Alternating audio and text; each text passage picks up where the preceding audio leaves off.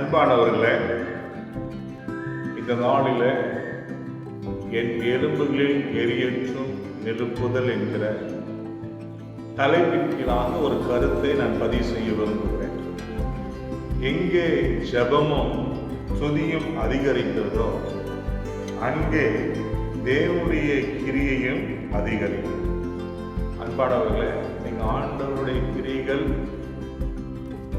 உங்க வாழ்க்கையில, உங்க சபையில வெளிப்பட வேண்டுமானால், உங்கள் மூலமாய் என் மூலமாய் அது பெரிய மாற்றத்தை ஏற்படுத்த வேண்டுமானால், அங்கெல்லாம் என்ன எதிர்பார்க்கிறார் ஆண்டவர்?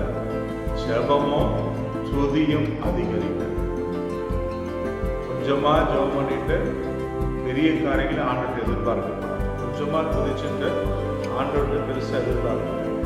ஆகவே உங்கள் வாழ்க்கையில, என்னுடைய வாழ்க்கையிலும் ஜெபமும் துதியும் அதிகரிக்க.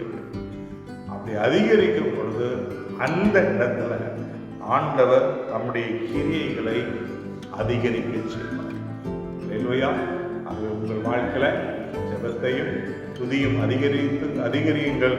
கர்த்தர் உங்களை ஆசீர்வதிப்பார்.